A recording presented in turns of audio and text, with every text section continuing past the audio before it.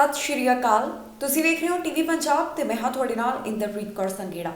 ਖਬਰਾਂ ਦੇ ਇਸ ਬੁਲੇਟਿਨ ਵਿੱਚ ਤੁਹਾਡਾ ਸਵਾਗਤ ਹੈ। ਸਭ ਤੋਂ ਪਹਿਲਾਂ ਨਜ਼ਰ ਮਾਰਦੇ ਹਾਂ ਹੈਡਲਾਈਨਸ ਤੇ। ਜਾਣੋ ਫਾਈਲਾਂ ਦੇ ਉੱਪਰ ਕਦੋਂ ਆਵੇਗਾ ਫੈਸਲਾ। ਹੁਣ ਫਾਈਲਾਂ ਬਾਰੇ ਮਿਲੇਗੀ ਸਾਰੀ ਜਾਣਕਾਰੀ।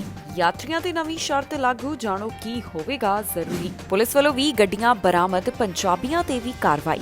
ਯੂਕਰੇਨ ਨੇ ਕੈਨੇਡਾ ਤੋਂ ਮੰਗੀ ਮਦਦ, ਜ਼ਰੂਰਤ ਦਾ ਸਮਾਨ ਖਰੀਦਣ ਦੀ ਕਹੀ ਗੱਲ।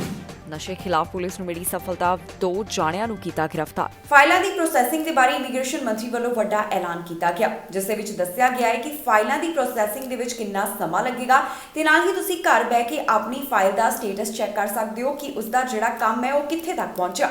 ਕਿਸ ਫਾਈਲ ਨੂੰ ਕਿੰਨਾ ਸਮਾਂ ਲੱਗੇਗਾ, ਕਿਸ ਪ੍ਰੋਗਰਾਮ ਦੇ ਵਿੱਚ ਤੁਹਾਨੂੰ ਕਿੰਨਾ ਇੰਤਜ਼ਾਰ ਕਰਨਾ ਪਏਗਾ, ਤੁਹਾਨੂੰ ਦੱਸਾਂਗੇ ਇਸ ਖਬਰ ਦੇ ਵਿੱਚ। ਨਾਲ ਹੀ ਜਾਣਕਾਰੀ ਦੇਵਾਂਗੇ spouse visa TR to PR program ਦੇ ਬਾਰੇ ਵੀ। ਤੁਹਾਡੀ ਫਾਈਲ ਨੂੰ ਪ੍ਰੋਸੈਸ ਹੋਣ ਦੇ ਵਿੱਚ ਕਿੰਨਾ ਸਮਾਂ ਲੱਗੇਗਾ, ਇਸ ਬਾਰੇ ਹੁਣ ਤੁਸੀਂ ਸਹੀ ਜਾਣਕਾਰੀ ਹਾਸਲ ਕਰ ਸਕੋਗੇ। ਜੀ ਹਾਂ, ਇਮੀਗ੍ਰੇਸ਼ਨ ਮੰਤਰੀ ਵੱਲੋਂ ਇਸ ਬਾਰੇ ਇੱਕ ਵੱਡਾ ਐਲਾਨ ਕੀਤਾ ਗਿਆ, ਜਿਸ ਵਿੱਚ ਉਹਨਾਂ ਨੇ ਦੱਸਿਆ ਹੈ ਕਿ ਹੁਣ ਜਿਹੜੇ ਕਲਾਇੰਟ ਹਨ ਬੜੀ ਆਸਾਨੀ ਦੇ ਨਾਲ ਆਪਣੀ ਫਾਈਲਾਂ ਦੀ ਜਾਣਕਾਰੀ ਹਾਸਲ ਕਰ ਸਕਦੇ ਨੇ। ਇਸ ਤੋਂ ਇਲਾਵਾ immigration refugees and citizenship Canada ਵੱਲੋਂ ਇਹ ਵੀ ਦੱਸਿਆ ਗਿਆ ਹੈ ਕਿ ਵੱਖ-ਵੱਖ ਫਾਈਲਾਂ ਦੀ ਪ੍ਰੋਸੈਸਿੰਗ ਦੇ ਵਿੱਚ ਕਿੰਨਾ ਸਮਾਂ ਲੱਗੇਗਾ।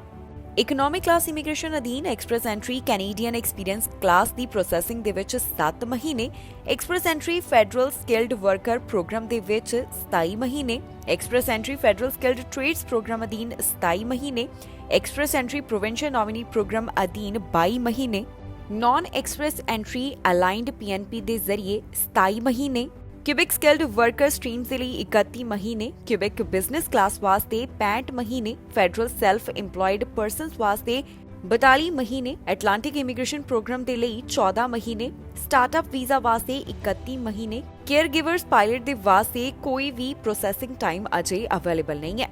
ਇਸ ਤੋਂ ਬਾਅਦ ਫੈਮਿਲੀ ਕਲਾਸ ਇਮੀਗ੍ਰੇਸ਼ਨ ਅਧੀਨ spouse or common law partner living in Canada ਦੇ ਵਾਸਤੇ 16 ਮਹੀਨੇ, spouse or common law partner living outside Canada 19 ਮਹੀਨੇ, parents and grandparents program ਦੇ ਵਿੱਚ 32 ਮਹੀਨੇ ਫਾਈਲ ਦੀ ਪ੍ਰੋਸੈਸਿੰਗ ਦੇ ਉੱਪਰ ਲੱਗ ਸਕਦੇ ਨੇ। ਇਮੀਗ੍ਰੇਸ਼ਨ ਵਿਭਾਗ ਵੱਲੋਂ ਦੱਸਿਆ ਗਿਆ ਹੈ ਕਿ ਟੈਂਪਰੇਰੀ ਰੈਜ਼ੀਡੈਂਸ ਐਪਲੀਕੇਸ਼ਨ ਅਧੀਨ ਵਿਜ਼ਿਟਰ ਵੀਜ਼ਾ ਆਊਟਸਾਈਡ ਕੰਟਰੀ, ਇਸ ਦੀ ਪ੍ਰੋਸੈਸਿੰਗ ਵੱਖ-ਵੱਖ ਦੇਸ਼ਾਂ ਉੱਪਰ ਨਿਰਭਰ ਕਰਦੀ ਹੈ। ਵਿਜ਼ਿਟਰ ਵੀਜ਼ਾ ਇਨਸਾਈਡ ਕੈਨੇਡਾ ਦੀ ਪ੍ਰੋਸੈਸਿੰਗ ਦੇ ਵਾਸਤੇ 16 ਦਿਨ ਆਨਲਾਈਨ ਅਤੇ 48 ਦਿਨ ਬਾਈ ਪੇਪਰ, ਵਿਜ਼ਿਟਰ ਐਕਸਟੈਂਸ਼ਨ 162 ਦਿਨ ਆਨਲਾਈਨ, 201 ਦਿਨ by paper, parents and grandparents super visa ਅਲੱਗ-ਅਲੱਗ ਦੇਸ਼ਾਂ ਦੇ ਉੱਪਰ ਨਿਰਭਰ ਕਰਦਾ ਹੈ। ਸਟੱਡੀ ਪਰਮਿਟ ਆਊਟਸਾਈਡ ਕੈਨੇਡਾ 13 ਹਫ਼ਤੇ, ਸਟੱਡੀ ਪਰਮਿਟ ਇਨਸਾਈਡ ਕੈਨੇਡਾ 9 ਹਫ਼ਤੇ, ਸਟੱਡੀ ਪਰਮਿਟ ਐਕਸਟੈਂਸ਼ਨ 75 ਦਿਨ ਆਨਲਾਈਨ ਅਤੇ 156 ਦਿਨ by paper, work permit outside Canada ਅਲੱਗ-ਅਲੱਗ ਦੇਸ਼ਾਂ ਦੇ ਉੱਪਰ ਨਿਰਭਰ ਕਰਦਾ ਹੈ। Work permit inside Canada initial application ਔਰ ਐਕਸਟੈਂਸ਼ਨ 133 ਦਿਨ ਆਨਲਾਈਨ ਅਤੇ 239 ਦਿਨ by paper. International experience Canada ਵੱਖ-ਵੱਖ ਦੇਸ਼ਾਂ ਦੇ ਉੱਪਰ ਨਿਰਭਰ ਕਰਦਾ ਹੈ। ਇਲੈਕਟ੍ਰੋਨਿਕ ਟਰੈਵਲ ਆਥੋਰਾਈਜ਼ੇਸ਼ਨ 5 ਮਿੰਟ ਦਾ ਸਮਾਂ ਪ੍ਰੋਸੈਸਿੰਗ ਦੇ ਵਾਸਤੇ ਲੱਗੇਗਾ। ਸਿਟੀਜ਼ਨਸ਼ਿਪ ਅਧੀਨ ਸਿਟੀਜ਼ਨਸ਼ਿਪ ਗ੍ਰਾਂਟ ਦੇ ਵਾਸਤੇ 27 ਮਹੀਨੇ, citizenship certificate proof of citizenship 17 ਮਹੀਨੇ, ਰਿਜ਼ੰਪਸ਼ਨ ਆਫ ਸਿਟੀਜ਼ਨਸ਼ਿਪ 23 ਮਹੀਨੇ, ਸਰਚ ਆਫ ਸਿਟੀਜ਼ਨਸ਼ਿਪ ਰੈਕਡ 15 ਮਹੀਨੇ, ਅਡਾਪਸ਼ਨ 11 ਮਹੀਨੇ, PR ਕਾਰਡ ਦੇ ਅਧੀਨ ਰੀਨਿਊਇੰਗ ਔਰ ਰਿਪਲੇਸਿੰਗ ਅ PR ਕਾਰਡ ਦੇ ਵਾਸਤੇ 108 ਦਿਨ, ਵੇਟਿੰਗ ਫॉर ਫਰਸਟ ਕਾਰਡ ਦੇ ਵਾਸਤੇ 103 ਦਿਨ ਦੀ ਪ੍ਰੋਸੈਸਿੰਗ ਦਾ ਸਮਾਂ ਲੱਗੇਗਾ। ਇਸ ਦੇ ਨਾਲ ਹੀ ਜਾਣਕਾਰੀ ਲਈ ਦੱਸ ਦਈਏ ਕਿ ਵਿਭਾਗ ਵੱਲੋਂ ਜਾਣਕਾਰੀ ਸਾਂਝੀ ਕਰਦਿਆਂ ਦੱਸਿਆ ਗਿਆ ਕਿ ਅਜੇ 1,84 ਮਿਲੀਅਨ ਲੋਕ ਅਜਿਹੇ ਨੇ ਜਿਨ੍ਹਾਂ ਵੱਲੋਂ ਆਪਣੀ ਫਾਈਲਾਂ ਦੇ ਫੈਸਲੇ ਦੇ ਵਾਸਤੇ ਉਡੀਕ ਕੀਤੀ ਜਾ ਰਹੀ ਹੈ, ਭਾਵ ਕਿ ਇਹ ਉਹਨਾਂ ਵੱਲੋਂ ਬੈਕਲੌਗ ਦੇ ਬਾਰੇ ਜਾਣਕਾਰੀ ਦੱਸੀ ਗਈ ਹੈ। ਅੱਜ ਤੋਂ ਜਿਹੜੇ ਯਾਤਰੀ ਵੀ ਕੈਨੇਡਾ ਦੇ ਵਿੱਚ ਦਾਖਲ ਹੋਣਗੇ ਉਹਨਾਂ ਦੇ ਉੱਪਰ ਨਵੀਂ ਸ਼ਰਤ ਲਾਗੂ ਹੋਣ ਜਾ ਰਹੀ ਹੈ। ਫੈਡਰਲ ਸਰਕਾਰ ਵੱਲੋਂ 1 ਅਪ੍ਰੈਲ ਜਾਣੀ ਕਿ ਅੱਜ ਤੋਂ ਕੈਨੇਡਾ ਦੇ ਵਿੱਚ ਆਉਣ ਵਾਲੇ ਫੁੱਲੀ ਵੈਕਸੀਨੇਟਡ ਯਾਤਰੀਆਂ ਨੂੰ ਵੱਡੀ ਰਾਹਤ ਦਿੱਤੀ ਗਈ। ਇਹਨਾਂ ਨੂੰ ਪ੍ਰੀ ਅਰਾਈਵਲ ਟੈਸਟ ਕਰਵਾਉਣ ਦੀ ਜ਼ਰੂਰਤ ਨਹੀਂ ਹੋਵੇਗੀ। ਪਰ ਦੂਜੇ ਪਾਸੇ ਜਿਨ੍ਹਾਂ ਨੇ ਕੋਵਿਡ-19 ਵੈਕਸੀਨ ਦਾ ਪਹਿਲਾ ਟੀਕਾ ਜਾਂ ਫਿਰ ਜਿਨ੍ਹਾਂ ਵੱਲੋਂ ਕੋਈ ਵੀ ਵੈਕਸੀਨ ਨਹੀਂ ਲਗਵਾਈ ਗਈ, ਉਹ ਕਿਸ ਤਰ੍ਹਾਂ ਕੈਨੇਡਾ ਆ ਸਕਦੇ ਨੇ, ਉਹਨਾਂ ਦੇ ਉੱਪਰ ਕਿਹੜੀ ਸ਼ਰਤ ਹੁਣ ਲਾਗੂ ਹੋਏਗੀ, ਤੁਹਾਨੂੰ ਦੱਸਾਂਗੇ ਇਸ ਖਬਰ ਵਿੱਚ। ਅੱਜ ਤੋਂ ਜਿਹੜੇ ਯਾਤਰੀ ਕੈਨੇਡਾ ਦੇ ਵਿੱਚ ਦਾਖਲ ਹੋਣਗੇ ਉਹਨਾਂ ਦੇ ਉੱਪਰ ਹੁਣ ਨਵੀਆਂ ਸ਼ਰਤਾਂ ਲਾਗੂ ਹੋਣ ਜਾ ਰਹੀਆਂ ਨੇ। ਅੱਜ ਤੋਂ ਜਿਹੜੇ ਵੀ ਯਾਤਰੀ ਕੈਨੇਡਾ ਵਿੱਚ ਦਾਖਲ ਹੋਣਗੇ ਹੁਣ ਉਹਨਾਂ ਨੂੰ ਕੋਰੋਨਾ ਟੈਸਟ ਕਰਵਾਉਣ ਦੀ ਜ਼ਰੂਰਤ ਨਹੀਂ ਹੈ, ਪਰ ਇਹ ਸ਼ਰਤ ਉਹਨਾਂ ਦੇ ਉੱਪਰ ਲਾਗੂ ਹੋ ਰਹੀ ਹੈ ਜਿਨ੍ਹਾਂ ਨੇ ਕੋਵਿਡ-19 ਵੈਕਸੀਨ ਦੇ ਦੋਨੋਂ ਟੀਕੇ ਹਾਸਲ ਕੀਤੇ। ਪਿਛਲੇ ਦਿਨੀ ਸਰਕਾਰ ਵੱਲੋਂ ਐਲਾਨ ਕਰ ਦਿੱਤਾ ਗਿਆ ਸੀ ਕਿ 1 ਅਪ੍ਰੈਲ ਤੋਂ ਹੀ ਫੁੱਲੀ ਵੈਕਸੀਨੇਟਡ ਯਾਤਰੀਆਂ ਨੂੰ ਪ੍ਰੀ ਅਰਾਈਵਲ ਕੋਵਿਡ-19 ਟੈਸਟ ਤੋਂ ਰਾਹਤ ਦਿੱਤੀ ਜਾ ਰਹੀ ਹੈ। ਇਹਨਾਂ ਆਉਣ ਵਾਲੇ ਯਾਤਰੀਆਂ ਦੇ ਵਾਸਤੇ ਕੀ ਜ਼ਰੂਰੀ ਹੈ ਤੁਹਾਨੂੰ ਦੱਸਦੇ ਹਾਂ।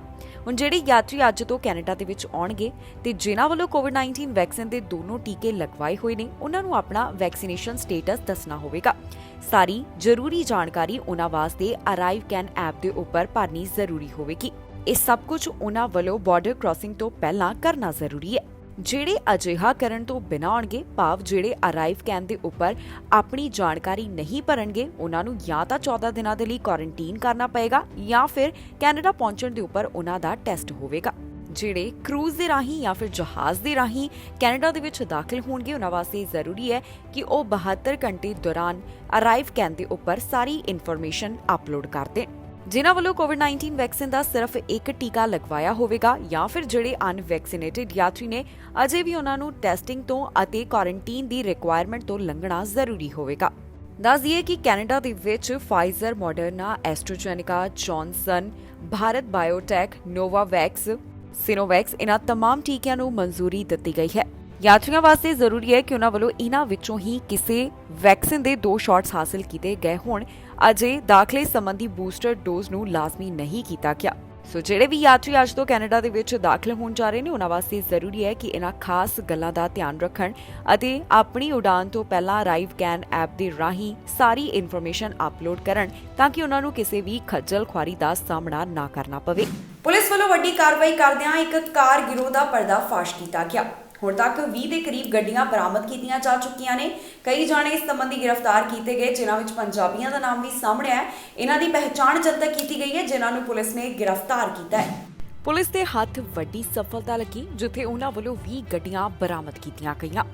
ਇਹ ਬਰਾਮਦਗੀ ਉਹਨਾਂ ਵੱਲੋਂ ਪ੍ਰੋਜੈਕਟ ਰੈਪਟਰ ਦੇ ਤਹਿਤ ਕੀਤੀ ਗਈ, ਜਿੱਥੇ ਕਾਰ ਗਿਰੋਹ ਦਾ ਪਰਦਾਫਾਸ਼ ਕੀਤਾ ਗਿਆ। ਇਸ ਦੇ ਸੰਬੰਧ ਵਿੱਚ ਪੁਲਿਸ ਵੱਲੋਂ 4 ਜਾਣੇ ਗ੍ਰਿਫਤਾਰ ਕੀਤੇ ਗਏ ਨੇ। ਇਸ ਮਾਮਲੇ ਦੇ ਸੰਬੰਧ ਵਿੱਚ ਹਾਲਟਨ ਪੁਲਿਸ ਵੱਲੋਂ ਅਤੇ ਟੋਰਾਂਟੋ ਪੁਲਿਸ ਵੱਲੋਂ ਇੱਕ ਪ੍ਰੋਜੈਕਟ ਰੈਪਟਰ ਚਲਾਇਆ ਗਿਆ, ਜਿਸ ਤਹਿਤ ਉਹਨਾਂ ਵੱਲੋਂ ਕਾਰਵਾਈ ਕਰਦਿਆਂ ਕਾਰ ਗਿਰੋਹ ਦਾ ਪਰਦਾਫਾਸ਼ ਕੀਤਾ ਗਿਆ। ਇਸ ਦੌਰਾਨ ਉਹਨਾਂ ਵੱਲੋਂ 4 ਜਾਣਿਆਂ ਨੂੰ ਹਿਰਾਸਤ ਵਿੱਚ ਲਿਆ ਗਿਆ। ਜਾਣਕਾਰੀ ਮੁਤਾਬਕ $1.5 ਮਿਲੀਅਨ ਦੀਆਂ 20 ਗੱਡੀਆਂ ਬਰਾਮਦ ਕੀਤੀਆਂ ਗਈਆਂ। ਇਹਨਾਂ ਗੱਡੀਆਂ ਨੂੰ ਟੋਰਾਂਟੋ, ਪੀਲ ਅਤੇ ਹਾਲਟਨ ਖੇਤਰ ਵਿੱਚੋਂ ਬਰਾਮਦ ਕੀਤਾ ਗਿਆ। ਜਿਹੜੇ ਵਿਅਕਤੀ ਇਸ ਦੌਰਾਨ ਗ੍ਰਿਫਤਾਰ ਕੀਤੇ ਗਏ, ਉਹਨਾਂ ਦੇ ਵਿੱਚ ਪੰਜਾਬੀਆਂ ਦੇ ਨਾਮ ਵੀ ਸ਼ਾਮਿਲ ਹਨ। ਇਹਨਾਂ ਦੀ ਪਹਿਚਾਣ ਵੀ ਪੁਲਿਸ ਵੱਲੋਂ ਜਨਤਕ ਕੀਤੀ ਗਈ ਹੈ। ਜਿਨ੍ਹਾਂ ਨੂੰ ਗ੍ਰਿਫਤਾਰ ਕੀਤਾ ਗਿਆ, ਉਹਨਾਂ ਦੇ ਨਾਮ ਕੁਝ ਇਸ ਤਰ੍ਹਾਂ ਨੇ: ਬਾਵਾ ਸਿੰਘ, ਜਿਸ ਦੀ ਉਮਰ 22 ਸਾਲ ਦੱਸੀ ਗਈ, ਨਿਤਿਨ ਗਗਨੇਜਾ, ਜਿਸ ਦੀ ਉਮਰ 21 ਸਾਲ, ਅਬੂ ਬਕਰ ਸ਼ੇਖ, ਜਿਸ ਦੀ ਉਮਰ 22 ਸਾਲ ਅਤੇ ਅਤੀਕ ਉਰ ਰਹਿਮਾਨ, ਜਿਸ ਦੀ ਉਮਰ 22 ਸਾਲ ਦੇ ਕਰੀਬ ਦੱਸੀ ਗਈ। ਇਹਨਾਂ ਨੂੰ ਪੁਲਿਸ ਵੱਲੋਂ ਹਿਰਾਸਤ ਵਿੱਚ ਲਿਆ ਗਿਆ ਹੈ। ਇਹਨਾਂ ਵੱਲੋਂ ਜਿਹੜੀਆਂ ਗੱਡੀਆਂ ਚੋਰੀ ਕੀਤੀਆਂ ਗਈਆਂ, ਇਸ ਵਿੱਚ ਜ਼ਿਆਦਾਤਰ ਗੱਡੀਆਂ ਫੋਰਡ F-150 ਅਤੇ ਜੀਪ ਸਨ। ਯੂਕਰੇਨ ਦੇ ਮੈਂਬਰ ਪਾਰਲੀਮੈਂਟ ਕੈਨੇਡਾ ਦੇ ਵਿੱਚ ਪਹੁੰਚੇ, ਜਿੱਥੇ ਉਹਨਾਂ ਵੱਲੋਂ ਪ੍ਰਧਾਨ ਮੰਤਰੀ ਜਸਟਿਨ ਟਰੂਡੋ ਨਾਲ ਮੁਲਾਕਾਤ ਕੀਤੀ ਜਾਵੇਗੀ। ਇਹਨਾਂ ਵੱਲੋਂ ਮੰਗ ਕੀਤੀ ਜਾ ਰਹੀ ਹੈ ਕਿ ਯੂਕਰੇਨ ਦੀ ਮਦਦ ਕੀਤੀ ਜਾਵੇ ਤਾਂ ਕਿ ਉਹ ਮਿਲਟਰੀ ਦੇ ਨਾਲ ਜੁੜਿਆ ਹੋਇਆ ਕੁਝ ਸਾਮਾਨ ਖਰੀਦ ਸਕਣ। ਇਹਨਾਂ ਦੀ ਵਰਤੋਂ ਰੂਸ ਦੇ ਖਿਲਾਫ ਕੀਤੀ ਜਾਵੇਗੀ। ਯੂਕਰੇਨ ਦੇ MP ਕੈਨੇਡਾ ਕੋਲੋਂ ਖਾਸ ਮੰਗ ਕਰ ਰਹੇ ਨੇ। ਜੀ ਹਾਂ, ਯੂਕਰੇਨ ਦੇ ਮੈਂਬਰ ਪਾਰਲੀਮੈਂਟਸ ਵੱਲੋਂ ਕੈਨੇਡਾ ਤੋਂ ਮੰਗ ਕੀਤੀ ਜਾ ਰਹੀ ਹੈ ਕਿ ਉਹਨਾਂ ਦੀ ਹਥਿਆਰ ਖਰੀਦਣ ਵਿੱਚ ਮਦਦ ਕੀਤੀ ਜਾਵੇ। ਯੂਕਰੇਨ ਦੇ ਪਾਰਲੀਮੈਂਟਰੀਅਨਸ ਦਾ ਗਰੁੱਪ ਇਨੀ ਦਿਨੀ ਆਟਵਾ ਦੇ ਵਿੱਚ ਆਇਆ ਹੋਇਆ ਹੈ, ਜਿੱਥੇ ਉਹਨਾਂ ਵੱਲੋਂ ਪ੍ਰਧਾਨ ਮੰਤਰੀ ਜਸਟਿਨ ਟਰੂਡੋ ਨਾਲ ਮੁਲਾਕਾਤ ਕੀਤੀ ਜਾਣੀ ਹੈ ਤੇ ਨਾ ਹੀ ਉਹ ਫੈਡਰਲ ਗਵਰਨਮੈਂਟ ਆਫੀਸ਼ੀਅਲਸ ਨਾਲ ਵੀ ਮਿਲਣਗੇ। ਹੁਣ ਇਹਨਾਂ ਵੱਲੋਂ ਮੰਗ ਕੀਤੀ ਜਾ ਰਹੀ ਹੈ ਕਿ ਕੈਨੇਡਾ ਉਹਨਾਂ ਦੇ ਦੇਸ਼ ਨੂੰ ਪੈਸਾ ਦੇਵੇ ਤਾਂ ਕਿ ਉਹ ਜ਼ਰੂਰਤ ਦੀਆਂ ਚੀਜ਼ਾਂ ਜਿਹੜੀਆਂ ਮਿਲਟਰੀ ਨਾਲ ਜੁੜੀਆਂ ਹੋਈਆਂ ਹਨ, ਉਹਨਾਂ ਨੂੰ ਖਰੀਦ ਸਕਣ। ਇਹਨਾਂ ਦੀ ਵਰਤੋਂ ਰੂਸ ਖਿਲਾਫ ਜੰਗ ਦੇ ਵਿੱਚ ਕੀਤੀ ਜਾਵੇਗੀ। ਪਿਛਲੇ ਹਫ਼ਤੇ ਟਰੂਡੋ ਅਤੇ ਡਿਫੈਂਸ ਮਿਨਿਸਟਰ ਅਨੀਤਾ ਆਨੰਦ ਇਸ ਬਾਰੇ ਗੱਲ ਕਰ ਰਹੇ ਸਨ, ਪਰ ਉਹਨਾਂ ਵੱਲੋਂ ਸਪਸ਼ਟ ਜਾਣਕਾਰੀ ਸਾਂਝੀ ਨਹੀਂ ਕੀਤੀ ਗਈ। ਜ਼ਿਕਰਯੋਗ ਹੈ ਕਿ ਰੂਸ ਵੱਲੋਂ ਯੂਕਰੇਨ ਦੇ ਉੱਪਰ ਹਮਲਾ ਕੀਤਾ ਗਿਆ। ਇਸ ਜੰਗ ਨੂੰ ਸ਼ੁਰੂ ਹੋਇਆ 1 ਮਹੀਨੇ ਤੋਂ ਵੱਧ ਦਾ ਸਮਾਂ ਹੋ ਚੁੱਕਾ ਹੈ ਤੇ ਅਜੇ ਵੀ ਇਹ ਜੰਗ ਜਾਰੀ ਹੈ। ਲਗਾਤਾਰ ਰੂਸ ਦੇ ਉੱਪਰ ਵੱਖ-ਵੱਖ ਤਰੀਕੇ ਦਬਾਅ ਬਣਾਇਆ ਜਾ ਰਿਹਾ ਹੈ ਕਿ ਉਹ ਇਸ ਜੰਗ ਨੂੰ ਖਤਮ ਕਰ ਦੇਣ, ਪਰ ਅਜਿਹਾ ਨਜ਼ਰ ਨਹੀਂ ਆ ਰਿਹਾ। ਰਸ਼ੀਆ ਵੱਲੋਂ ਅਜੇ ਤੱਕ ਜੰਗ ਖਤਮ ਨਹੀਂ ਕੀਤੀ ਗਈ ਤੇ ਲਗਾਤਾਰ ਯੂਕਰੇਨ ਵੀ ਇਸ ਦੀ ਜਾਣਕਾਰੀ ਸਾਂਝੀ ਕਰਦਾ ਹੋਇਆ ਦਿਖਾਈ ਦੇ ਰਿਹਾ ਹੈ। ਨਸ਼ੇ ਦੇ ਮਾਮਲੇ ਸੰਬੰਧ ਵਿੱਚ ਪੁਲਿਸ ਵੱਲੋਂ ਵੱਡੀ ਕਾਰਵਾਈ ਕੀਤੀ ਗਈ, ਜਿੱਥੇ ਉਹਨਾਂ ਨੂੰ ਸਫਲਤਾ ਹੱਥ ਲੱਗੀ ਹੈ। ਵੱਡੀ ਮਾਤਰਾ ਦੇ ਵਿੱਚ ਨਸ਼ਾ ਬਰਾਮਦ ਕੀਤਾ ਗਿਆ। 2 ਜਾਣੇ ਹਿਰਾਸਤ ਵਿੱਚ ਲਏ ਗਏ ਨੇ, ਜਿਨ੍ਹਾਂ ਦੇ ਉੱਪਰ ਪੁਲਿਸ ਵੱਲੋਂ ਕਾਰਵਾਈ ਕੀਤੀ ਗਈ। ਫਿਲਹਾਲ ਇਹਨਾਂ ਦੋਹਾਂ ਦੇ ਨਾਮ ਜਨਤਕ ਨਹੀਂ ਕੀਤੇ ਗਏ, ਪਰ ਅਜੇ ਹੋਰ ਮਾਮਲੇ ਦੀ ਜਾਂਚ ਕੀਤੀ ਜਾ ਰਹੀ ਹੈ। ਚਿਲਾਵੇਕ ਮਾਊਂਟੀਜ਼ ਨੂੰ ਨਸ਼ੇ ਖਿਲਾਫ ਸਫਲਤਾ ਹੱਥ ਲੱਗੀ ਹੈ, ਜਿਸ ਦੇ ਸੰਬੰਧ ਵਿੱਚ ਉਹਨਾਂ ਵੱਲੋਂ 2 ਜਾਣਿਆਂ ਨੂੰ ਹਿਰਾਸਤ ਵਿੱਚ ਲਿਆ ਗਿਆ। ਇਸ ਮਾਮਲੇ ਦੇ ਬਾਰੇ ਹੁਣ ਚਿਲਾਵੇਕ RCMP ਵੱਲੋਂ ਜਾਣਕਾਰੀ ਸਾਂਝੀ ਕਰਦਿਆਂ ਦੱਸਿਆ ਗਿਆ ਕਿ ਉਹਨਾਂ ਵੱਲੋਂ 2 ਜਾਣਿਆਂ ਕੋਲੋਂ ਵੱਡੀ ਮਾਤਰਾ ਵਿੱਚ ਨਸ਼ਾ ਬਰਾਮਦ ਕੀਤਾ ਗਿਆ ਹੈ। ਪੁਲਿਸ ਦਾ ਕਹਿਣਾ ਹੈ ਕਿ ਉਹਨਾਂ ਵੱਲੋਂ ਵਿਕਟੋਰੀਆ ਐਵੀਨਿਊ ਦੇ 45,000 ਬਲਾਕ ਤੋਂ ਇਹ ਨਸ਼ਾ ਬਰਾਮਦ ਕੀਤਾ ਗਿਆ। ਇਸ ਦੀ ਸ਼ੁਰੂਆਤ ਉਸ ਸਮੇਂ ਹੋਈ ਜਦੋਂ ਚਲਾਵਕ RCMP ਕ੍ਰਾਈਮ ਰਿਡਕਸ਼ਨ ਯੂਨਿਟ ਵੱਲੋਂ ਇੱਕ 34 ਸਾਲਾ ਵਿਅਕਤੀ ਨੂੰ ਗ੍ਰਿਫਤਾਰ ਕੀਤਾ ਗਿਆ ਜਿਸ ਕੋਲੋਂ ਨਸ਼ਾ ਮਿਲਿਆ। ਫਿਰ ਪੁਲਿਸ ਵੱਲੋਂ ਇਸ ਮਾਮਲੇ ਦੇ ਸੰਬੰਧ ਵਿੱਚ ਸਰਚ ਵਾਰੰਟ ਐਗਜ਼ੀਕਿਊਟ ਕੀਤਾ ਗਿਆ ਤੇ ਫਿਰ ਉਹਨਾਂ ਨੇ ਇੱਕ 31 ਸਾਲਾ ਵਿਅਕਤੀ ਨੂੰ ਗ੍ਰਿਫਤਾਰ ਕੀਤਾ। ਜਿਹੜਾ ਨਸ਼ਾ ਇਹਨਾਂ ਕੋਲੋਂ ਬਰਾਮਦ ਕੀਤਾ ਗਿਆ ਉਹ ਮੈਥਮਫੈਟਾਮਾਈਨ, ਫੈਂਟਨਿਲ ਤੇ ਕ੍ਰੈਕ ਕੋਕੇਨ ਦੱਸਿਆ ਗਿਆ ਹੈ। ਪੁਲਿਸ ਦਾ ਕਹਿਣਾ ਹੈ ਕਿ ਉਹਨਾਂ ਵੱਲੋਂ 2 ਜਾਣਿਆਂ ਨੂੰ ਗ੍ਰਿਫਤਾਰ ਕੀਤਾ ਗਿਆ ਤੇ ਇਸ ਸਮੇਂ ਉਹ ਹਿਰਾਸਤ ਵਿੱਚ ਨੇ। ਇਸ ਮਾਮਲੇ ਦੇ ਸੰਬੰਧ ਵਿੱਚ ਵਧੇਰੇ ਜਾਂਚ ਕੀਤੀ ਜਾ ਰਹੀ ਹੈ। ਚਲਾਵਕ RCMP ਦਾ ਕਹਿਣਾ ਹੈ ਕਿ ਜੇਕਰ ਕਿਸੇ ਨੂੰ ਵੀ ਇਸ ਤਰ੍ਹਾਂ ਦੀ ਕੋਈ ਹੋਰ ਜਾਣਕਾਰੀ ਹੋਵੇ ਤਾਂ 6047924611 ਦੇ ਉੱਪਰ ਕਾਲ ਕਰਕੇ ਜਾਂ ਫਿਰ ਕ੍ਰਾਈਮ ਸਟਾਪਰਸ ਨਾਲ 180022284777 ਤੇ ਜਾਣਕਾਰੀ ਸਾਂਝੀ ਕੀਤੀ ਜਾ ਸਕਦੀ ਹੈ। ਕੈਨੇਡਾ ਵੱਲੋਂ ਆਪਣੇ ਮਿਸ਼ਨ ਦੇ ਵਿੱਚ ਵਾਧਾ ਕੀਤਾ ਗਿਆ। ਦਰਅਸਲ ਇਰਾਕ ਦੇ ਵਿੱਚ ਜਿਹੜਾ ਮਿਸ਼ਨ ਚਲਾਇਆ ਜਾ ਰਿਹਾ ਉਸ ਨੂੰ ਹੁਣ ਅੱਗੇ 12 ਹੋਰ ਮਹੀਨਿਆਂ ਦੇ ਲਈ ਵਧਾ ਦਿੱਤਾ ਗਿਆ, ਜਿਸ ਬਾਰੇ ਰੱਖਿਆ ਮੰਤਰੀ ਅਨੀਤਾ ਆਨੰਦ ਵੱਲੋਂ ਜਾਣਕਾਰੀ ਸਾਂਝੀ ਕੀਤੀ ਗਈ। ਕੈਨੇਡਾ ਵੱਲੋਂ ਇਰਾਕ ਵਿੱਚ ਆਪਣਾ ਮਿਲਟਰੀ ਮਿਸ਼ਨ ਵਧਾਇਆ ਜਾ ਰਿਹਾ ਹੈ, ਜਿਸ ਬਾਰੇ ਡਿਫੈਂਸ ਮਿਨਿਸਟਰ ਵੱਲੋਂ ਜਾਣਕਾਰੀ ਸਾਂਝੀ ਕੀਤੀ ਗਈ। ਡਿਫੈਂਸ ਮਿਨਿਸਟਰ ਅਨੀਤਾ ਆਨੰਦ ਵੱਲੋਂ ਦੱਸਿਆ ਗਿਆ ਹੈ ਕਿ ਇਰਾਕ ਵਿੱਚ ਉਨ੍ਹਾਂ ਵੱਲੋਂ ਆਪਣੇ ਮਿਲਟਰੀ ਮਿਸ਼ਨ ਨੂੰ 12 ਹੋਰ ਮਹੀਨਿਆਂ ਲਈ ਵਧਾਇਆ ਜਾ ਰਿਹਾ ਹੈ। ਦੱਸ ਦਈਏ ਕਿ ਇਸ ਮਿਸ਼ਨ ਦੇ ਐਕਸਪਾਇਰ ਹੋਣ ਤੋਂ ਕੁਝ ਸਮਾਂ ਪਹਿਲਾਂ ਹੀ ਰੱਖਿਆ ਮੰਤਰੀ ਵੱਲੋਂ ਇਸ ਨੂੰ ਅੱਗੇ ਵਧਾਉਣ ਦਾ ਐਲਾਨ ਕਰ ਦਿੱਤਾ ਗਿਆ। ਦੱਸ ਦਈਏ ਕਿ ਅਕਤੂਬਰ 2014 ਵਿੱਚ ਸਭ ਤੋਂ ਪਹਿਲਾਂ ਕੈਨੇਡੀਅਨ ਆਰਮਡ ਫੋਰਸਿਸ ਨੂੰ ਇੱਥੇ ਡਿਪਲੋਏ ਕੀਤਾ ਗਿਆ ਸੀ। ਫਰਵਰੀ ਦੌਰਾਨ ਇੰਪੈਕਟ ਆਪਰੇਸ਼ਨ ਦੇ ਜ਼ਰੀਏ ਇੱਥੇ 300 ਆਰਮਡ ਫੋਰਸਿਸ ਮੈਂਬਰ ਸਨ, ਜਿਸ ਵਿੱਚ 250 ਇੰਟੈਲੀਜੈਂਸ, ਲੌਜਿਸਟਿਕਸ ਅਤੇ ਕਮਾਂਡ ਸਟਾਫ ਕੁਵੈਤ ਵਿੱਚ ਸੀ ਤੇ 50 ਟ੍ਰੇਨਰਸ ਜਾਰਡਨ ਤੇ ਕੁਝ ਹੋਰ ਹਿੱਸਿਆਂ ਦੇ ਵਿੱਚ ਸਨ। 2014 ਤੋਂ ਹੀ ਕੈਨੇਡੀਅਨ ਆਰਮਡ ਫੋਰਸਿਸ ਵੱਲੋਂ ਇਸ ਸੰਬੰਧ ਵਿੱਚ ਕੰਮ ਕੀਤਾ ਜਾ ਰਿਹਾ ਹੈ। ਜਾਣਕਾਰੀ ਨੇ ਦੱਸਦੀ ਹੈ ਕਿ ਆਪਰੇਸ਼ਨ ਇੰਪੈਕਟ ਦੇ ਦੌਰਾਨ ਇੱਕ ਕੈਨੇਡੀਅਨ ਫੌਜੀ ਦੀ ਮੌਤ ਵੀ ਹੋ ਚੁੱਕੀ ਹੈ ਜੋ ਇੱਥੇ ਆਪਣੀ ਡਿਊਟੀ ਦੇ ਰਿਹਾ ਸੀ। ਇੱਕ ਫ੍ਰੈਂਡਲੀ ਫਾਇਰ ਇਨਸੀਡੈਂਟ ਦੇ ਵਿੱਚ 3 ਕੈਨੇਡੀਅਨਸ ਜ਼ਖਮੀ ਵੀ ਹੋਏ ਸਨ, ਜਿਸ ਬਾਰੇ ਜਾਣਕਾਰੀ ਸਾਹਮਣੇ ਆਈ। ਅਮਰੀਕਾ ਦੇ ਸਕੂਲ ਦੇ ਵਿੱਚ ਗੋਲੀਆਂ ਚੱਲਣ ਦਾ ਮਾਮਲਾ ਸਾਹਮਣੇ ਹੈ। ਇੱਕ ਵਿਦਿਆਰਥੀ ਵੱਲੋਂ ਦੂਸਰੇ ਵਿਦਿਆਰਥੀ ਦੇ ਉੱਪਰ ਗੋਲੀ ਮਾਰੀ ਗਈ। ਜਿਸ ਵਿਦਿਆਰਥੀ ਤੇ ਗੋਲੀ ਲੱਗੀ ਉਸ ਦੀ ਉਮਰ ਵੀ 12 ਸਾਲ ਦੱਸੀ ਗਈ ਤੇ ਜਿਸ ਵੱਲੋਂ ਅਜਿਹਾ ਕੀਤਾ ਗਿਆ ਉਸ ਦੀ ਉਮਰ ਵੀ 12 ਸਾਲ ਦੇ ਕਰੀਬ ਹੈ। ਮਾਮਲੇ ਦੇ ਬਾਰੇ ਪੁਲਿਸ ਵੱਲੋਂ ਜਾਂਚ ਕੀਤੀ ਜਾ ਰਹੀ ਹੈ ਤੇ ਉਹਨਾਂ ਵੱਲੋਂ ਜਿੰਨੀ ਹੁਣ ਤੱਕ ਡਿਟੇਲ ਸਾਂਝੀ ਕੀਤੀ ਗਈ ਤੁਹਾਨੂੰ ਇਸ ਖਬਰ ਦੇ ਵਿੱਚ ਦੱਸਾਂਗੇ। ਅਮਰੀਕਾ ਤੋਂ ਇੱਕ ਅਜਿਹਾ ਮਾਮਲਾ ਸਾਹਮਣੇ ਆਇਆ ਜਿੱਥੇ 12 ਸਾਲ ਦੇ ਲੜਕੇ ਨੂੰ ਉਸਦੇ ਜਮਾਤੀ ਵੱਲੋਂ ਹੀ ਗੋਲੀ ਮਾਰ ਦਿੱਤੀ ਗਈ। ਇਹ ਘਟਨਾ ਸਾਊਥ ਕੈਰੋਲੀਨਾ ਮਿਡਲ ਸਕੂਲ ਨਾਲ ਸੰਬੰਧਿਤ ਦੱਸੀ ਗਈ, ਜਿਸ ਬਾਰੇ ਅਧਿਕਾਰੀਆਂ ਨੇ ਜਾਣਕਾਰੀ ਸਾਂਝੀ ਕੀਤੀ ਹੈ। ਉਹਨਾਂ ਦਾ ਕਹਿਣਾ ਹੈ ਕਿ ਪੀੜਤ ਦਾ ਨਾਮ ਜਮਾਰੀ ਸੀ, ਜਿਸ ਨੂੰ ਉਸਦੇ ਕਲਾਸਮੇਟ ਵੱਲੋਂ ਹੀ ਗੋਲੀ ਮਾਰ ਦਿੱਤੀ ਗਈ। ਸਸਪੈਕਟ ਨੂੰ ਪੁਲਿਸ ਵੱਲੋਂ ਹਿਰਾਸਤ ਦੇ ਵਿੱਚ ਲਿਆ ਗਿਆ ਹੈ, ਜਿਸ ਦੀ ਉਮਰ ਵੀ 12 ਸਾਲ ਦੇ ਕਰੀਬ ਦੱਸੀ ਗਈ ਤੇ ਇਸ ਦੇ ਉੱਪਰ ਚਾਰजेस ਵੀ ਲਗਾਏ ਜਾ ਚੁੱਕੇ ਨੇ। ਇਸ ਬਾਰੇ ਗ੍ਰੀਨਵਿਲੇ ਕਾਉਂਟੀ ਸ਼ੈਰਿਫ ਆਫਿਸ ਵੱਲੋਂ ਜਾਣਕਾਰੀ ਸਾਂਝੀ ਕੀਤੀ ਗਈ। ਇਸ ਤੋਂ ਇਲਾਵਾ ਉਹਨਾਂ ਦਾ ਕਹਿਣਾ ਹੈ ਕਿ ਇਸ ਮਾਮਲੇ ਦੇ ਸੰਬੰਧ ਵਿੱਚ ਕੋਈ ਹੋਰ ਜ਼ਖਮੀ ਨਹੀਂ ਹੋਇਆ। ਇਸ ਮਾਮਲੇ ਦੇ ਬਾਰੇ ਜਿਹੜੀ ਹੋਰ ਜਾਣਕਾਰੀ ਸਾਹਮਣੇ ਆਈ ਹੈ ਉਸ ਵਿੱਚ ਦੱਸਿਆ ਗਿਆ ਕਿ ਸਕੂਲ ਦੇ ਵਿੱਚ ਗੋਲੀਆਂ ਚੱਲਣ ਦੀ ਆਵਾਜ਼ ਸੁਣਾਈ ਦਿੱਤੀ, ਜਿਸ ਤੋਂ ਬਾਅਦ ਪਤਾ ਚੱਲਿਆ ਕਿ ਇੱਕ ਵਿਦਿਆਰਥੀ ਵੱਲੋਂ ਦੂਸਰੇ ਵਿਦਿਆਰਥੀ ਦੇ ਉੱਪਰ ਗੋਲੀ ਚਲਾ ਦਿੱਤੀ ਗਈ। ਇਹ ਦੋਨੋਂ ਵਿਦਿਆਰਥੀ ਇੱਕ ਦੂਸਰੇ ਨੂੰ ਜਾਣਦੇ ਸਨ। ਇਸ ਦੌਰਾਨ ਜਿਸ ਵਿਦਿਆਰਥੀ ਵੱਲੋਂ ਗੋਲੀ ਮਾਰੀ ਗਈ ਉਹ ਇੱਥੋਂ ਭੱਜ ਗਿਆ ਤੇ ਪੁਲਿਸ ਵੱਲੋਂ ਇਸ ਨੂੰ ਜਲਦ ਹੀ ਹਿਰਾਸਤ ਦੇ ਵਿੱਚ ਲੈ ਲਿਆ ਗਿਆ। ਇਸ ਕੋਲੋਂ ਇੱਕ ਹਥਿਆਰ ਵੀ ਬਰਾਮਦ ਹੋਇਆ। ਹੁਣ ਇਹ ਮਾਮਲਾ ਸਾਹਮਣੇ ਆਉਣ ਤੋਂ ਬਾਅਦ ਪਰਿਵਾਰਕ ਮੈਂਬਰਾਂ ਦੇ ਵਿੱਚ ਸੋਗ ਦੀ ਲਹਿਰ ਦੇਖਣ ਨੂੰ ਮਿਲ ਰਹੀ ਹੈ। ਪੁਲਿਸ ਵੱਲੋਂ ਇਸ ਮਾਮਲੇ ਦੇ ਸੰਬੰਧ ਵਿੱਚ ਵਧੇਰੇ ਜਾਂਚ ਕੀਤੀ ਜਾ ਰਹੀ ਹੈ।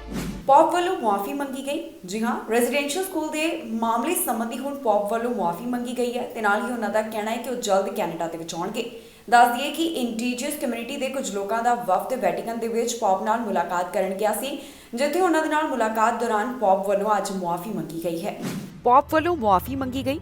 ਦਰਅਸਲ ਰੈਜ਼ੀਡੈਂਸ਼ੀਅਲ ਸਕੂਲਾਂ ਵਿੱਚੋਂ ਜਿਸ ਤਰ੍ਹਾਂ ਦੇ ਮਾਮਲੇ ਸਾਹਮਣੇ ਆਏ ਉਸ ਦੇ ਸੰਬੰਧ ਵਿੱਚ ਪੌਪ ਫ੍ਰਾਂਸਿਸ ਵੱਲੋਂ ਮੁਆਫੀ ਮੰਗੀ ਗਈ ਹੈ। ਪੌਪ ਵੱਲੋਂ ਇੰਡੀਜੀਅਸ ਕਮਿਊਨਿਟੀ ਦੇ ਗਰੁੱਪ ਕੋਲੋਂ ਮੁਆਫੀ ਮੰਗੀ ਗਈ। ਦੱਸ ਦਈਏ ਕਿ ਇੰਡੀਜੀਅਸ ਕਮਿਊਨਿਟੀ ਦੇ ਕੁਝ ਮੈਂਬਰਸ, ਜਿਸ ਵਿੱਚ 32 ਮੈਂਬਰ ਸ਼ਾਮਲ ਸਨ, ਉਹ ਪੌਪ ਨਾਲ ਮੁਲਾਕਾਤ ਕਰਨ ਦੇ ਲਈ ਵੈਟੀਕਨ ਪਹੁੰਚੇ ਸਨ। ਇਸ ਮਾਮਲੇ ਦੇ ਸੰਬੰਧ ਵਿੱਚ ਬੋਲਦਿਆਂ ਪੌਪ ਫ੍ਰਾਂਸਿਸ ਨੇ ਕਿਹਾ ਕਿ ਰੈਜ਼ੀਡੈਂਸ਼ੀਅਲ ਸਕੂਲ ਚਲਾਉਣ ਵਾਲਿਆਂ ਦੇ ਵਿਹਾਰ ਨੂੰ ਲੈ ਕੇ ਉਹ ਦੁੱਖ ਅਤੇ ਸ਼ਰਮ ਮਹਿਸੂਸ ਕਰਦੇ ਨੇ। ਉਹਨਾਂ ਕਿਹਾ ਕਿ ਕੈਥੋਲਿਕ ਚਰਚ ਦੇ ਇਹਨਾਂ ਮੈਂਬਰਾਂ ਦੇ ਵਰਤਾਅ ਲਈ ਮੈਂ ਪਰਮਾਤਮਾ ਤੋਂ ਮੁਆਫੀ ਮੰਗਦਾ ਹਾਂ ਅਤੇ ਮੈਂ ਤੁਹਾਨੂੰ ਦਿਲੋਂ ਕਹਿਣਾ ਚਾਹੁੰਦਾ ਹਾਂ ਕਿ ਮੈਂ ਮੁਆਫੀ ਚਾਹੁੰਦਾ ਹਾਂ ਅਤੇ ਮੈਂ ਆਪਣੇ ਭਰਾਵਾਂ ਕੈਨੇਡੀਅਨ ਬਿਸ਼ਪਸ ਨਾਲ ਤੁਹਾਡੇ ਕੋਲੋਂ ਮੁਆਫੀ ਮੰਗਣ ਦੇ ਵਿੱਚ ਸ਼ਾਮਲ ਹਾਂ। ਇਸ ਦੇ ਨਾਲ ਹੀ ਪੌਪ ਵੱਲੋਂ ਕੈਨੇਡਾ ਆਉਣ ਦੀ ਵਾਸਤੇ ਵੀ ਉਮੀਦ ਜਤਾਈ ਗਈ ਹੈ। ਪੌਪ ਨੇ ਸੰਕੇਤ ਦਿੱਤੇ ਹਨ ਕਿ ਉਹ 26 ਜੁਲਾਈ ਦੇ ਆਸ-ਪਾਸ ਦੇ ਦਿਨਾਂ ਵਿੱਚ ਕੈਨੇਡਾ ਆ ਸਕਦੇ ਨੇ। ਜ਼ਿਕਰਯੋਗ ਹੈ ਕਿ ਟਰੁਥ ਐਂਡ ਰੀਕਨਸਾਈਲੇਸ਼ਨ ਕਮਿਸ਼ਨ ਨੇ 2015 ਵਿੱਚ ਰਿਪੋਰਟ ਕੀਤਾ ਸੀ ਕਿ ਜਿਸ ਰੈਜ਼ੀਡੈਂਸ਼ੀਅਲ ਸਕੂਲ ਸਿਸਟਮ ਵਿੱਚ ਬੱਚਿਆਂ ਦੇ ਉੱਪਰ ਸ਼ੋਸ਼ਣ ਤੇ ਜ਼ੁਲਮ ਹੋਏ, ਇਸ ਦੇ ਸੰਬੰਧ ਵਿੱਚ ਉਹਨਾਂ ਵੱਲੋਂ ਕੁਝ ਅਹਿਮ ਸਿਫਾਰਸ਼ਾਂ ਕੀਤੀਆਂ ਗਈਆਂ। ਕਮਿਸ਼ਨ ਵੱਲੋਂ 94 ਸਿਫਾਰਸ਼ਾਂ ਕੀਤੀਆਂ ਗਈਆਂ ਸਨ। ਓਨਟਾਰੀਓ ਵਿੱਚ ਪਹਿਲਾਂ ਦੇ ਮੁਕਾਬਲੇ ਕੇਸਸ ਵੱਧਦੇ ਦਿਖਾਈ ਦੇ ਰਹੇ ਨੇ। ਇੱਥੇ ਕੋਰੋਨਾ ਵਾਇਰਸ ਦੀ 6ਵੀਂ ਲਹਿਰ ਸ਼ੁਰੂ ਹੋ ਚੁੱਕੀ ਹੈ, ਪਰ ਦੂਜੇ ਪਾਸੇ ਹੁਣ ਆਫੀਸ਼ੀਅਲਸ ਦਾ ਕਹਿਣਾ ਹੈ ਕਿ ਅਜੇ ਮੁੜ ਤੋਂ ਪਾਬੰਦੀਆਂ ਨਹੀਂ ਲਗਾਈਆਂ ਜਾਣਗੀਆਂ। ਉਹਨਾਂ ਦਾ ਕਹਿਣਾ ਹੈ ਕਿ ਪਹਿਲਾਂ ਹੀ ਅੰਦਾਜ਼ਾ ਸੀ ਕਿ ਜਦੋਂ ਪਾਬੰਦੀਆਂ ਹਟ ਜਾਣਗੀਆਂ ਤਾਂ ਇੱਕ ਵਾਰ ਕੇਸਸ ਵੱਧ ਸਕਦੇ ਨੇ। ਓਨਟਾਰੀਓ ਵਿੱਚ ਕੋਰੋਨਾ ਵਾਇਰਸ ਦੀ 6ਵੀਂ ਲਹਿਰ ਸ਼ੁਰੂ ਹੋ ਚੁੱਕੀ ਹੈ, ਪਰ ਦੂਜੇ ਪਾਸੇ ਸਿਹਤ ਮਾਹਿਰਾਂ ਦਾ ਕਹਿਣਾ ਹੈ ਕਿ ਮਾਸਕ ਪਾਉਣ ਦੀ ਸ਼ਰਤ ਨੂੰ ਮੁੜ ਤੋਂ ਲਾਗੂ ਨਹੀਂ ਕੀਤਾ ਜਾਵੇਗਾ। ਜੀ ਹਾਂ, ਵੱਧ ਰਹੇ ਕੋਰੋਨਾ ਵਾਇਰਸ ਦੇ ਮਾਮਲਿਆਂ ਦਰਮਿਆਨ ਓਨਟਾਰੀਓ ਦੀ ਹੈਲਥ ਮਿਨਿਸਟਰ ਦਾ ਕਹਿਣਾ ਹੈ ਕਿ ਪ੍ਰੋਵਿੰਸ ਵਿੱਚ ਮਾਸਕ ਦੀਆਂ ਸ਼ਰਤਾਂ ਨੂੰ ਮੁੜ ਲਾਗੂ ਕਰਨ ਜਾਂ ਫਿਰ ਰੀਓਪਨਿੰਗ ਪਲਾਨ ਨੂੰ ਕੁਝ ਸਮੇਂ ਬਾਅਦ ਰੋਕਣ ਦੀ ਅਜੇ ਕੋਈ ਯੋਜਨਾ ਨਹੀਂ ਹੈ। ਇਸ ਮੌਕੇ ਉਹਨਾਂ ਨੂੰ ਜਿਹੜਾ ਸਵਾਲ ਪੁੱਛਿਆ ਗਿਆ ਸੀ, ਇਸ ਦਾ ਜਵਾਬ ਦਿੰਦਿਆਂ ਸਿਹਤ ਮੰਤਰੀ ਵੱਲੋਂ ਆਪਣੇ ਵਿਚਾਰ ਦੱਸੇ ਗਏ। ਸਿਹਤ ਮੰਤਰੀ ਨੇ ਕਿਹਾ ਕਿ ਇਸ ਸਮੇਂ ਇਹ ਜ਼ਰੂਰੀ ਨਹੀਂ ਲੱਗ ਰਿਹਾ ਕਿ ਸਾਨੂੰ ਹੋਰ ਸਾਵਧਾਨੀ ਵਰਤਣੀ ਚਾਹੀਦੀ ਹੈ। ਉਹਨਾਂ ਕਿਹਾ ਕਿ ਅਸੀਂ ਓਨਟਾਰੀਓ ਦੇ ਚੀਫ ਮੈਡੀਕਲ ਆਫੀਸਰ ਦੀ ਸਲਾਹ ਦੇ ਮੁਤਾਬਿਕ ਹੀ ਚੱਲ ਰਹੇ ਹਾਂ। ਜਦੋਂ ਉਹਨਾਂ ਨੂੰ ਸਵਾਲ ਪੁੱਛਿਆ ਗਿਆ ਕਿ ਹਸਪਤਾਲ ਵਿੱਚ ਲਗਾਤਾਰ ਮਾਮਲੇ ਵਧ ਰਹੇ ਨੇ ਤਾਂ ਇਸ ਦਾ ਜਵਾਬ ਦਿੰਦਿਆਂ ਸਿਹਤ ਮੰਤਰੀ ਨੇ ਕਿਹਾ ਕਿ ਇਸ ਬਾਰੇ ਉਹਨਾਂ ਨੂੰ ਕੋਈ ਵੀ ਹੈਰਾਨੀ ਨਹੀਂ ਹੈ, ਕਿਉਂਕਿ ਜਦੋਂ ਪਾਬੰਦੀਆਂ ਹਟਾਈਆਂ ਜਾਣੀਆਂ ਸਨ ਤਾਂ ਉਹਨਾਂ ਨੂੰ ਪਹਿਲਾਂ ਹੀ ਲੱਗ ਰਿਹਾ ਸੀ ਕਿ ਮਾਮਲੇ ਇੱਕਦਮ ਵੱਧ ਜਾਣਗੇ। ਜ਼ਿਕਰਯੋਗ ਹੈ ਕਿ ਕੈਨੇਡਾ ਦੇ ਵੱਖ-ਵੱਖ ਸੂਬਿਆਂ ਵਿੱਚ ਇਸ ਸਮੇਂ ਕੋਰੋਨਾ ਵਾਇਰਸ ਦੀ 6ਵੀਂ ਲਹਿਰ ਸ਼ੁਰੂ ਹੋ ਚੁੱਕੀ ਹੈ, ਜਿਸ ਤੋਂ ਬਾਅਦ ਸਿਹਤ ਮਾਹਰ ਆਪਣੇ ਵਿਚਾਰ ਸਾਂਝੇ ਕਰਦੇ ਹੋਏ ਦਿਖਾਈ ਦੇ ਰਹੇ ਨੇ ਤੇ ਉਹਨਾਂ ਵੱਲੋਂ ਚਿੰਤਾ ਵੀ ਪ੍ਰਗਟਾਈ ਜਾ ਰਹੀ ਹੈ। ਪਿਛਲੇ ਦਿਨੀ ਓਨਟਾਰੀਓ ਵਿੱਚ ਵੀ ਸਿਹਤ ਮਾਹਰਾਂ ਵੱਲੋਂ ਇਹ ਸਲਾਹ ਦਿੱਤੀ ਗਈ ਸੀ ਕਿ ਮਾਸਕ ਪਾਉਣਾ ਜਾਰੀ ਰੱਖਿਆ ਜਾਵੇ। ਓਨਟਾਰੀਓ ਸੂਬੇ ਦੇ ਵਿੱਚ ਜਿਹੜੀਆਂ ਕੋਰੋਨਾ ਵਾਇਰਸ ਕਾਰਨ ਪਾਬੰਦੀਆਂ ਲਗਾਈਆਂ ਗਈਆਂ, ਇਹਨਾਂ ਪਾਬੰਦੀਆਂ ਨੂੰ ਖਤਮ ਕਰ ਦਿੱਤਾ ਗਿਆ ਹੈ। ਇੱਥੇ ਮਾਸਕ ਪਾਉਣਾ ਲਾਜ਼ਮੀ ਨਹੀਂ ਹੈ ਤੇ ਪ੍ਰੂਫ ਆਫ ਵੈਕਸੀਨੇਸ਼ਨ ਦੀ ਸ਼ਰਤ ਨੂੰ ਵੀ ਹਟਾ ਦਿੱਤਾ ਗਿਆ, ਜਿਸ ਤੋਂ ਬਾਅਦ ਇਹ ਦੇਖਣ ਦੇ ਵਿੱਚ ਆਇਆ ਕਿ ਕੋਰੋਨਾ ਵਾਇਰਸ ਦੇ ਮਾਮਲੇ ਪਹਿਲਾਂ ਦੇ ਮੁਕਾਬਲੇ ਵੱਧ ਹੋਏ ਤੇ ਹਸਪਤਾਲ ਵਿੱਚ ਵੀ ਮਰੀਜ਼ਾਂ ਦੀ ਗਿਣਤੀ ਵੱਧ ਹੋਣ ਲੱਗੀ। ਓਨਟਾਰੀਓ ਹੀ ਨਹੀਂ ਬਲਕਿ ਹੋਰ ਵੀ ਕਈ ਸੂਬੇ ਅਜਿਹੇ ਨੇ ਜਿੱਥੇ ਕੋਰੋਨਾ ਵਾਇਰਸ ਦਾ ਇੱਕ ਵਾਰ ਫਿਰ ਤੋਂ ਪਸਾਰ ਦੇਖਣ ਨੂੰ ਆ ਰਿਹਾ ਹੈ। ਹੁਣ ਇਸ ਸਭ ਦੇ ਦੌਰਾਨ ਇਹ ਵੀ ਚਰਚਾ ਛਿੜ ਰਹੀ ਹੈ ਕਿ ਜਲਦ ਕੈਨੇਡਾ ਵਿੱਚ ਚੌਥੇ ਟੀਕੇ ਨੂੰ ਮਨਜ਼ੂਰੀ ਮਿਲ ਸਕਦੀ ਹੈ। NACI ਵੱਲੋਂ ਇਸ ਬਾਰੇ ਜਲਦ ਗਾਈਡੈਂਸ ਜਾਰੀ ਕੀਤੀ ਜਾ ਸਕਦੀ ਹੈ, ਜਿਸ ਬਾਰੇ ਪਿਛਲੇ ਦਿਨੀ ਖਬਰ ਸਾਹਮਣੇ ਆਈ ਸੀ। ਉਮੀਦ ਕੀਤੀ ਜਾ ਰਹੀ ਹੈ ਕਿ ਜਲਦ ਇਸ ਦੇ ਉੱਪਰ ਫੈਸਲਾ ਸਾਹਮਣੇ ਆ ਜਾਏਗਾ, ਕਿਉਂਕਿ ਅਮਰੀਕਾ ਦੇ ਵਿੱਚ 50 ਸਾਲ ਅਤੇ ਇਸ ਤੋਂ ਵੱਧ ਉਮਰ ਵਾਲਿਆਂ ਦੇ ਲਈ ਚੌਥੇ ਟੀਕੇ ਨੂੰ ਮਨਜ਼ੂਰੀ ਦੇ ਦਿੱਤੀ ਗਈ ਹੈ, ਜਿਸ ਤੋਂ ਬਾਅਦ ਅਮਰੀਕਾ ਦੇ ਰਾਸ਼ਟਰਪਤੀ ਵੱਲੋਂ ਵੀ ਕੋਵਿਡ-19 ਵੈਕਸੀਨ ਦਾ ਚੌਥਾ ਟੀਕਾ ਹਾਸਲ ਕਰ ਲਿਆ ਗਿਆ। ਕੈਨੇਡਾ ਦੇ ਵਿੱਚ ਪਹਿਲਾਂ ਦੇ ਮੁਕਾਬਲੇ ਕੋਰੋਨਾ ਵਾਇਰਸ ਦੇ ਮਾਮਲੇ ਵੱਧ ਹੋ ਰਹੇ ਨੇ, ਜਿਸ ਬਾਰੇ ਡਾਕਟਰ ਟੀਮ ਗੱਲ ਕਰਦੇ ਹੋਏ ਦਿਖਾਈ ਦਿੱਤੇ। ਦੱਸ ਦਈਏ ਕਿ ਵੱਖ-ਵੱਖ ਸੂਬਿਆਂ ਵਿੱਚ ਕੋਰੋਨਾ ਵਾਇਰਸ ਦੀ 6ਵੀਂ ਲਹਿਰ ਸ਼ੁਰੂ ਹੋ ਚੁੱਕੀ ਹੈ। ਲਗਭਗ ਸਾਰੇ ਸੂਬਿਆਂ ਵੱਲੋਂ ਪਾਬੰਦੀਆਂ ਹਟਾ ਦਿੱਤੀਆਂ ਗਈਆਂ ਤੇ ਉਸ ਦਾ ਹੁਣ ਨਤੀਜਾ ਇਹ ਹੋ ਰਿਹਾ ਕਿ ਕੇਸਸ ਇੱਕ ਵਾਰ ਫਿਰ ਤੋਂ ਵੱਧ ਰਹੇ ਨੇ। ਕੈਨੇਡਾ ਦੇ ਵੱਖ-ਵੱਖ ਹਿੱਸਿਆਂ ਵਿੱਚ ਇਸ ਸਮੇਂ ਕੋਰੋਨਾ ਵਾਇਰਸ ਦੇ ਮਾਮਲੇ ਵਧਦੇ ਹੋਏ ਦਿਖਾਈ ਦੇ ਰਹੇ ਨੇ, ਜਿਸ ਬਾਰੇ ਡਾਕਟਰ ਥੇਰੇਸਾ ਟੇਮ ਵੱਲੋਂ ਵੀ ਗੱਲਬਾਤ ਕੀਤੀ ਗਈ ਹੈ। ਦੱਸ ਦਈਏ ਕਿ ਵੱਖ-ਵੱਖ ਸੂਬਿਆਂ ਵਿੱਚ ਹੁਣ ਪਹਿਲਾਂ ਦੇ ਮੁਕਾਬਲੇ ਕੇਸਸ ਕਾਫੀ ਵੱਧ ਦਰਜ ਕੀਤੇ ਜਾ ਰਹੇ ਨੇ, ਜਿੱਥੇ ਇਹਨਾਂ ਸੂਬਿਆਂ ਵਿੱਚ ਕੋਰੋਨਾ ਵਾਇਰਸ ਦੀ 6ਵੀਂ ਲਹਿਰ ਸ਼ੁਰੂ ਹੋ ਚੁੱਕੀ ਹੈ। ਮਾਹਰਾਂ ਵੱਲੋਂ ਇਸ ਸੰਬੰਧੀ ਚਿੰਤਾ ਦਾ ਪ੍ਰਗਟਾਵਾ ਵੀ ਕੀਤਾ ਜਾ ਰਿਹਾ ਹੈ, ਪਰ ਦੂਜੇ ਪਾਸੇ chief public health officer doctor Theresa Tam ਵੱਲੋਂ ਕੀ ਕਿਹਾ ਗਿਆ, ਆਓ ਤੁਹਾਨੂੰ ਸੁਣਾਉਂਦੇ ਹਾਂ। Over the longer term, COVID-19 activity will depend on a range of factors, including waning immunity. Therefore, ongoing monitoring of COVID-19 vaccines' impact can support vaccination programming going forward. Since vaccines became available, hospitalization rates have been consistently lower among fully vaccinated people and those with an additional dose compared to unvaccinated people. From mid-February to mid-March, vaccinated people continue to be at lower risk of hospital admissions than unvaccinated, with a hospitalization rate that was 4 times lower among fully vaccinated people than among the unvaccinated people, and 10 times lower among fully vaccinated people with an additional dose than among unvaccinated people. Getting an mRNA booster dose remains important for enhancing your overall immune response, which can provide longer lasting protection and possibly better effectiveness against variants. Globally, some countries that passed the peak of the Omicron wave have since begun to see signs of a resurgence. Canada has been closely monitoring the situation in these countries, particularly as it relates to the spread of the BA.2 sublineage. Predominance of BA.2 appears to be common among countries currently reporting a resurgence of cases and in the context of less stringent public health measures. This cautions us in Canada to continue to prepare for further ups and downs of the trajectory, including the spring, as BA.2 continues to spread and in light of reduced public health measures. This is why we are urging people to continue with our vaccines plus strategy by keeping vaccines up to date, following public health advice, and maintaining good personal protective habits. America ਤੋਂ ਨੌਕਰੀਆਂ ਦੇ ਬਾਰੇ ਚੰਗੀ ਖਬਰ ਸਾਹਮਣੇ ਆਈ ਹੈ, ਜਿੱਥੇ ਆਰਥਿਕਤਾ ਦੇ ਵਿੱਚ ਕਈ ਨਵੀਆਂ ਨੌਕਰੀਆਂ ਸ਼ਾਮਲ ਹੋਈਆਂ। ਮਾਰਚ ਮਹੀਨਾ ਆਰਥਿਕਤਾ ਦੇ ਲਈ ਚੰਗਾ ਸਾਬਿਤ ਹੋਇਆ, ਜਿੱਥੇ 4 ਲੱਖ ਤੋਂ ਵੱਧ ਨੌਕਰੀਆਂ ਐਡ ਹੋਈਆਂ। ਕਿਸ ਖੇਤਰ ਦੇ ਵਿੱਚ ਕਿੰਨੀਆਂ ਨਵੀਆਂ ਨੌਕਰੀਆਂ ਜੁੜੀਆਂ, ਇਹ ਵੀ ਤੁਹਾਨੂੰ ਇਸ ਖਬਰ ਦੇ ਵਿੱਚ ਦੱਸਾਂਗੇ। ਅਮਰੀਕਾ ਤੋਂ ਨੌਕਰੀਆਂ ਦੇ ਬਾਰੇ ਚੰਗੀ ਖਬਰ ਸਾਹਮਣੇ ਆਈ ਹੈ, ਜਿੱਥੇ ਮਾਰਚ ਮਹੀਨੇ ਦੌਰਾਨ ਆਰਥਿਕਤਾ ਦੇ ਵਿੱਚ ਕਈ ਨੌਕਰੀਆਂ ਸ਼ਾਮਿਲ ਹੋਈਆਂ। ਜਾਣਕਾਰੀ ਮੁਤਾਬਕ ਇੱਥੇ ਮਾਰਚ ਮਹੀਨੇ ਦੌਰਾਨ ਆਰਥਿਕਤਾ ਦੇ ਵਿੱਚ 4,31,000 ਨੌਕਰੀਆਂ ਐਡ ਹੋਈਆਂ। ਇਸ ਬਾਰੇ ਸਰਕਾਰ ਵੱਲੋਂ ਇੱਕ ਰਿਪੋਰਟ ਸਾਂਝੀ ਕੀਤੀ ਗਈ ਹੈ, ਜਿਸ ਵਿੱਚ ਪਤਾ ਚੱਲਿਆ ਕਿ ਬੇਰੁਜ਼ਗਾਰੀ ਦਰ ਹੁਣ 3.6% ਦੇ ਉੱਪਰ ਆ ਗਈ।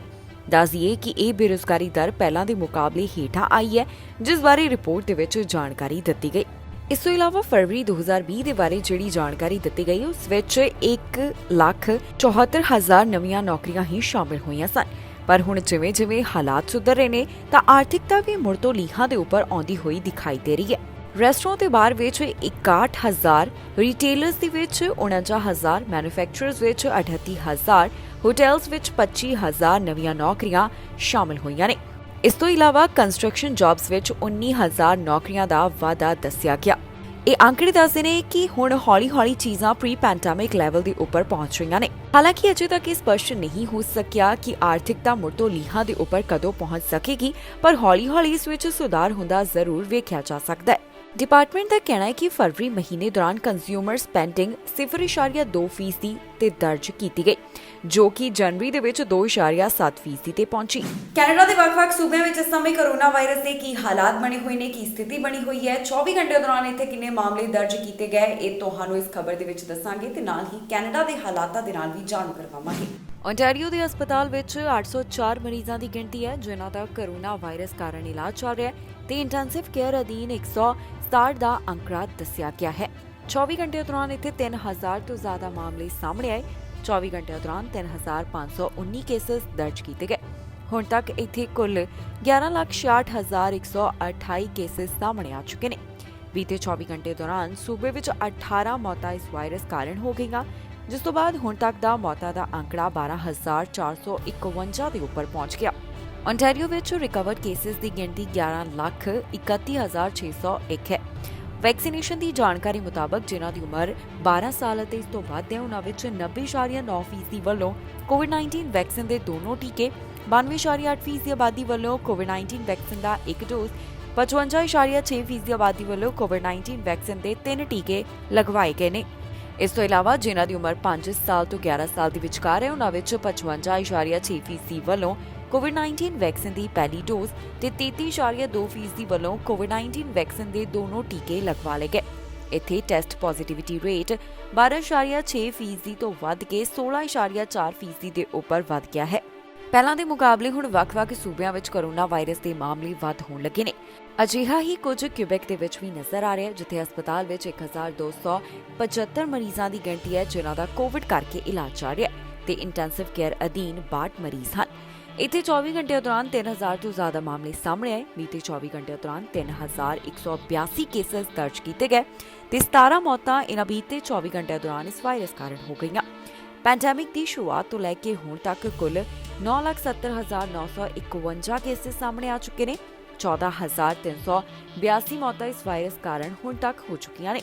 ਵੈਕਸੀਨੇਸ਼ਨ ਦੀ ਜਾਣਕਾਰੀ ਮੁਤਾਬਕ ਜਿਨ੍ਹਾਂ ਦੀ ਉਮਰ 5 ਸਾਲ ਅਤੇ ਇਸ ਤੋਂ ਵੱਧ ਹੈ, ਉਹਨਾਂ ਵਿੱਚ 91% ਆਬਾਦੀ ਵੱਲੋਂ ਕੋਵਿਡ-19 ਵੈਕਸੀਨ ਦੀ ਪਹਿਲੀ ਡੋਜ਼, 87% ਆਬਾਦੀ ਵੱਲੋਂ ਕੋਵਿਡ-19 ਵੈਕਸੀਨ ਦੀਆਂ 2 ਡੋਜ਼ ਤੇ 53% ਆਬਾਦੀ ਵੱਲੋਂ ਕੋਵਿਡ-19 ਵੈਕਸੀਨ ਦੇ 3 ਟੀਕੇ ਲਗਵਾ ਲਏ ਗਏ ਨੇ। ਇਸ ਦੇ ਨਾਲ ਹੀ ਜਾਂਦੇ ਇੱਕ ਵਾਰ ਫਿਰ ਤੋਂ ਨਜ਼ਰ ਮਾਰਦੇ ਹਾਂ ਹੈਡਲਾਈਨਸ ਤੇ। ਜਾਣੋ ਫਾਈਲਾਂ ਦੇ ਉੱਪਰ ਕਦੋਂ ਆਵੇਗਾ ਫੈਸਲਾ, ਹੁਣ ਫਾਈਲਾਂ ਬਾਰੇ ਮਿਲੇਗੀ ਸਾਰੀ ਜਾਣਕਾਰੀ। ਯਾਤਰੀਆਂ ਤੇ ਨਵੀਂ ਸ਼ਰਤ ਲਾਗੂ, ਜਾਣੋ ਕੀ ਹੋਵੇਗਾ ਜ਼ਰੂਰੀ। ਪੁਲਿਸ ਵੱਲੋਂ ਵੀ ਗੱਡੀਆਂ ਬਰਾਮਦ, ਪੰਜਾਬੀਆਂ ਤੇ ਵੀ ਕਾਰਵਾਈ। ਯੂਕਰੇਨ ਨੇ ਕੈਨੇਡਾ ਤੋਂ ਮੰਗੀ ਮਦਦ, ਜ਼ਰੂਰਤ ਦਾ ਸਮਾਨ ਖਰੀਦਣ ਦੀ ਕਹੀ ਗੱਲ। ਨਸ਼ੇ ਖਿਲਾਫ ਪੁਲਿਸ ਨੂੰ ਮਿਲੀ ਸਫਲਤਾ, 2 ਜਾਣਿਆਂ ਨੂੰ ਕੀਤਾ ਗ੍ਰਿਫਤਾਰ। ਖਬਰਾਂ ਦੇ ਇਸ ਬੁਲੇਟਿਨ ਵਿੱਚ ਇੰਨਾ ਹੀ। ਫਿਲਹਾਲ ਮੈਨੂੰ ਇੰਦਰਪ੍ਰੀਤ ਕੌਰ ਸੰਗੇੜਾ ਨੂੰ ਦਿਓ ਇਜਾਜ਼ਤ ਤੇ ਤੁਸੀਂ ਵੇਖਦੇ ਰਹੋ ਟੀਵੀ ਪੰਜਾਬ।